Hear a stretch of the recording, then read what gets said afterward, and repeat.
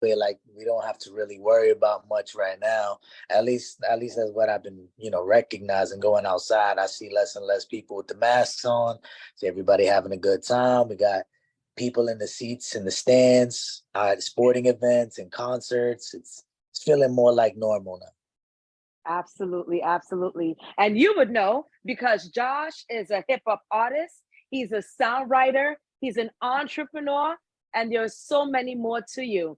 Man, I just love talking to you. I love meeting innovative folks like you. Like, what got you into music? What got you into that type of conscious type of music? Well, it's funny because ironically, I didn't start off that way. I started off like most young kids. I was listening to. I actually, when I was a baby, it's funny when I wasn't even born, my mother told me a story that when she was pregnant, she used to put the headphones around her belly, and most of the music that she used to play was hip hop.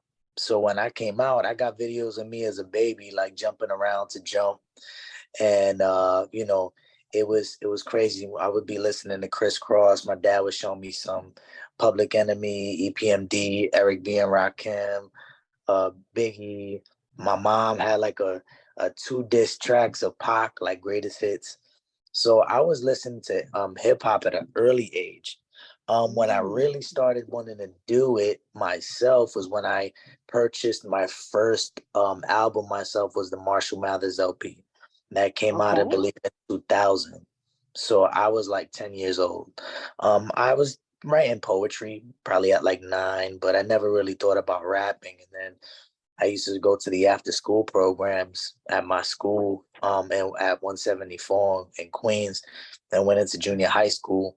And at the after school program, they started a little thing with recording. So I went in there and I started recording tracks, and then from there just fell in love with it.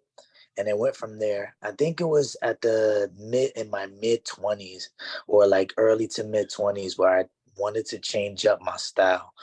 And I wanted to write with more substance, because before that I was, listening to a lot of Dipset.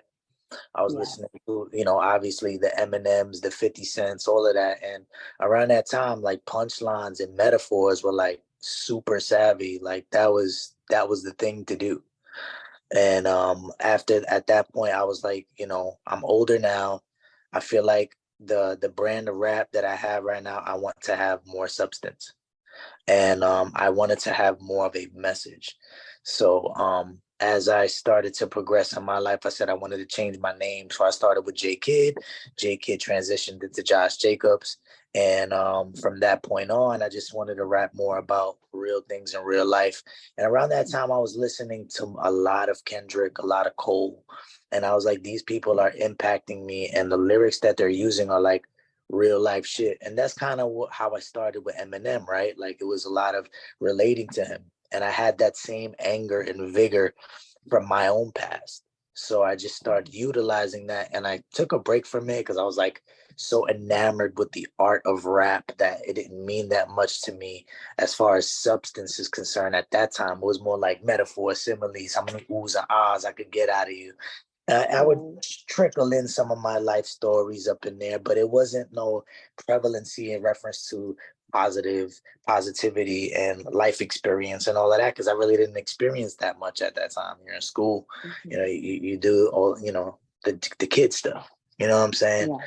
And I was releasing mixtapes at that time. So from my mid 20s until now, I feel like I've had a bigger purpose with my music as opposed to just creating music. I wanted to create music that can impact people's lives and tell my story in the process. Mm, that's powerful. That's really nice. You said doing kid stuff. Were you a good kid, a bad kid, or in between? I would say I was for the most part a good kid. My mother kept me on the straight and narrow. It took a lot of threatening and inflicting fear in me. You know how Spanish parents can be. You know what I'm saying? Hmm. They're very strict with it. They got the whip whenever you need to get your shit right. And my mother and my dad, they did a great job raising me with my grandparents. My grandparents raised me for a majority of my childhood. Then I moved in with my mom, but I was always around my mom and dad. They worked to support me. It wasn't until like maybe like my teens where I started living with my mom for the most part. And my dad was always around, but I used to see him on the weekends. So I had to stay on the straight and narrow. I was always good. My grandmother was actually a member at PAL, so she always kept me Mm. straight. She used to check in on my classes and make sure I was doing good. But I had Right, my little mischievous time when I was in junior high school. I had those moments. I was an athlete, so I always was good at sports. right, But I would be too scared to fucking get in trouble. right, right. I got you. Well, nah, you seem to be definitely level-headed. So certainly, and that's definitely you know, compliments and kudos to your parents and your upbringing. So, Josh, we are talking about revelation and purpose.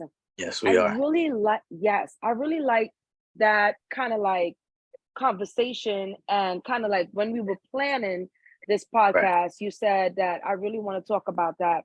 And I started to think to myself, I was like, yo, that's mad deep. I don't know if they're ready for that conversation, because you're a young guy, you're a young man, and Right. you're in an industry that you see a lot, you experience a lot. You spoke about your childhood and how Eminem really influenced your music. And a lot of his music is a little bit hard, right? He's been Right. through a lot. Right. He's Right. been through stuff. And Right. so you got a sector of society today, young people especially, that they're going through it at young age, at tender age, that they're going through Right. life, stuff that we didn't never have to deal with. You know what I'm saying? Right. Right. And so yes, yes. So this got me thinking, revelation and purpose. Why? I say revelation and purpose for me is important because without purpose, you really don't have like, I feel like purpose is the journey and revelation and wisdom is the destination. It's kind of how I see it because through I can only speak from my experience and the knowledge that I've acquired over the years and especially in my years now. I read a lot and I practice a lot of spirituality with my mom. I practice a lot of education because I read a lot of self-help books.